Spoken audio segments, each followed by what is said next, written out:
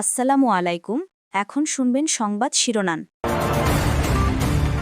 সামান্য উন্নতি হলেই খালেদা জিয়াকে বিদেশে নেওয়ার প্রস্তুতি, ভিসা, এয়ার অ্যাম্বুলেন্স নিয়ে আলোচনা। হাসপাতালে বিভিন্ন রাজনৈতিক নেতাদের ভিড়। দেশে ফেরার একক নিয়ন্ত্রণ হাতে নেই, আক্ষেপ তারেক রহমানের। সরকারের তরফে কোনো বাধা নেই, জানালেন প্রেস সচিব। নিরাপত্তা হুমকি জড়িত ধারণা বিশ্লেষক। মকে অংশ নেওয়াদের বেশিরভাগই পড়েননি গণভোটের প্রশ্ন। সময়, কেন্দ্র, জনবল বাড়ানোর সিদ্ধান্ত নিতে কাজে লাগবে প্রতীকী নির্বাচন, বলে জেইসি। লুটপাটকারীদের বিচার এবং ব্যবসায়ীদের দেশপ্রেমিক মনোভাবের তাগিদ রাজনীতিকদের। অর্থনৈতিক সম্মেলনে বিএনপি, জামাত, এনসিপি নেতাদের পরামর্শ। আধিপত্য বিস্তারকে কেন্দ্র করে ফরিদপুরের সালথায় বিএনপির 2 গ্রুপের সংঘর্ষ, দোকানপাট ও বসতবাড়িতে ভাঙচুর, আহত অর্ধশতাধিক। আসসালামু আলাইকুম। এতক্ষণ দেখছিলেন সংবাদ শিরোনাম, এখন দেখবেন বিস্তারিত। দর্শক, খালেদা জিয়ার শারীরিক অবস্থা এখনো অপরিবর্তিতই রয়েছে। সিসিইউতে নিবিড় পর্যবেক্ষণে চলছে তার চিকিৎসা। আমরা সারাদিনই সেই খবরাখবর আপনাদের জানিয়েছি। আমরা আবারও যুক্ত হতে চাই। খালেদা জিয়ার ব্যক্তিগত চিকিৎসক এজেডএম জাহিদ হোসেন এবং তিনি স্থায়ী কমিটির সদস্য বিএনপির, কিছুক্ষণ আগে তিনি ব্রিফিং করেছেন এবং ব্রিফিংয়ে তিনি যেটি জানিয়েছেন যে খালেদা জিয়ার শারীরিক অবস্থা বিগত কয়েকদিনের মতোই আছে, অর্থাৎ অপরিবর্তিত রয়েছে। এবং তিনি দাবি করেছেন যে এখানে সারা পৃথিবীর সব থেকে ভালো চিকিৎসার ব্যবস্থা তারা এখানে করছেন। এবং যখন তার মেডিকেল বোর্ড এবং যে মেডিকেল বোর্ডটি দেশি এবং বিদেশি চিকিৎসকদের সমন্বয়ে গঠিত হয়েছে, সেই মেডিকেল বোর্ড যখন তাদেরকে ক্লিয়ারেন্স দেবেন, তখনই তারা আসলে দেশের বাইরে নিয়ে যাওয়ার ব্যাপারে ভাববেন এবং সেই বিষয়ে পরবর্তীতে জানাবেন বলে আমাদেরকে জানিয়েছেন। এবং তিনি কিন্তু এটিও বলেছেন যে বর্তমান আমাদের দেশের সরকার এবং একই সাথে পৃথিবীর বিভিন্ন দেশের সরকার কিন্তু এই মুহূর্তে খালেদা জিয়ার শারীরিক অবস্থা নিয়ে তারা উৎকণ্ঠা প্রকাশ করেছে, সেটিও তিনি বলেছেন।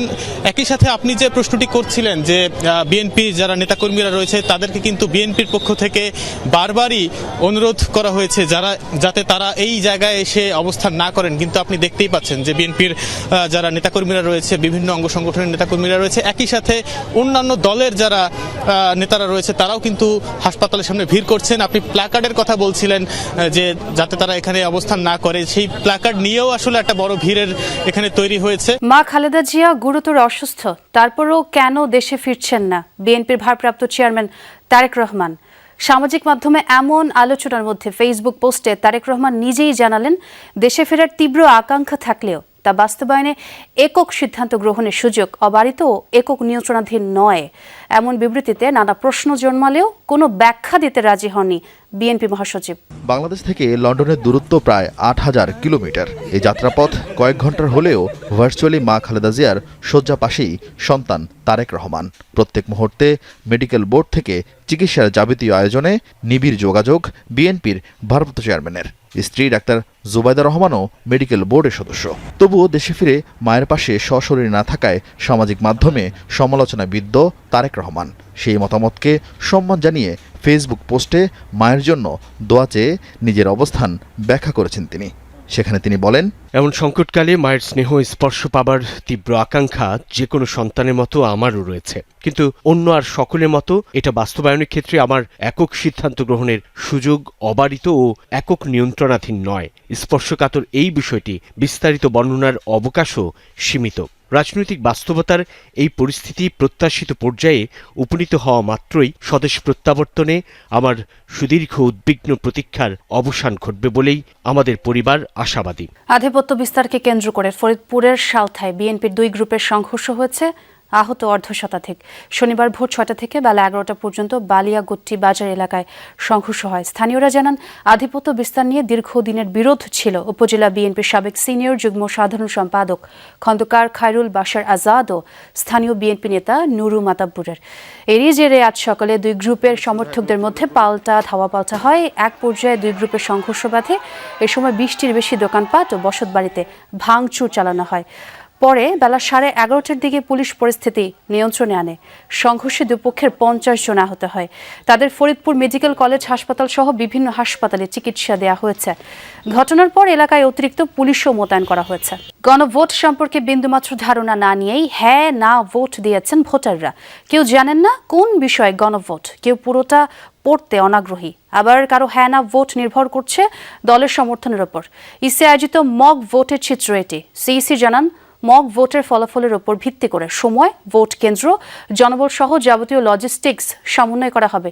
গণভোটের প্রচারণা বাড়াতে সরকার ও ইসি একসাথে কাজ করবে এবং নির্বাচনের সুষ্ঠু পরিবেশ নিশ্চিত করবে ইসি।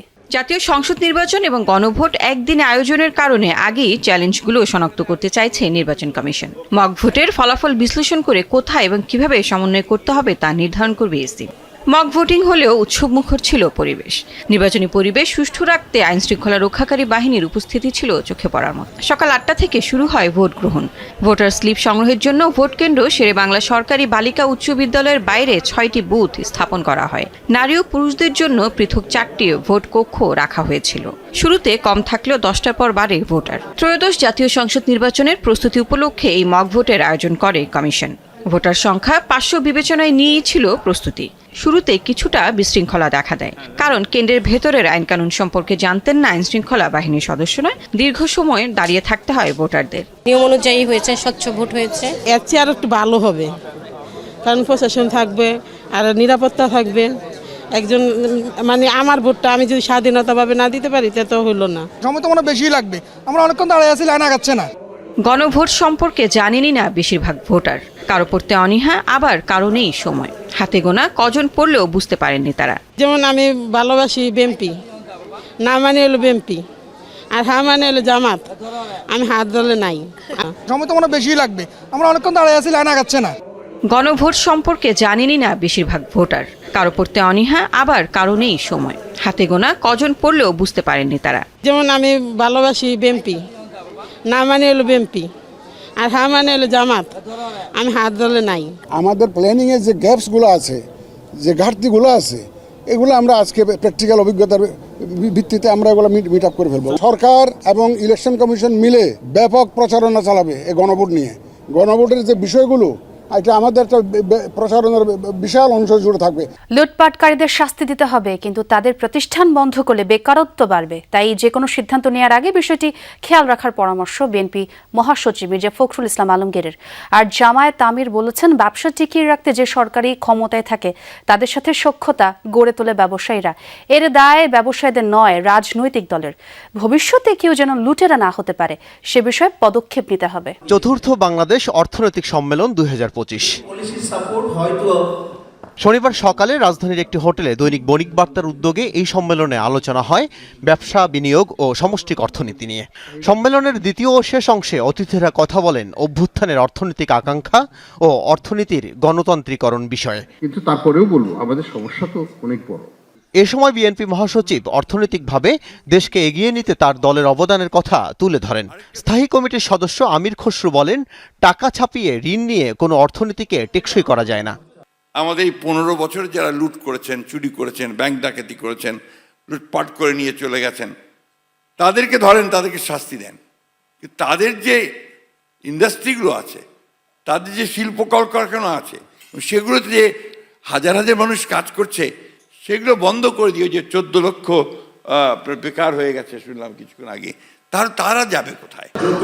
19টা 20টা 30টা যত পারমিশন আনবো, আমরা সিঙ্গেল উইন্ডোতে আনবো, and all departments should be connected and it should be done through e-governance.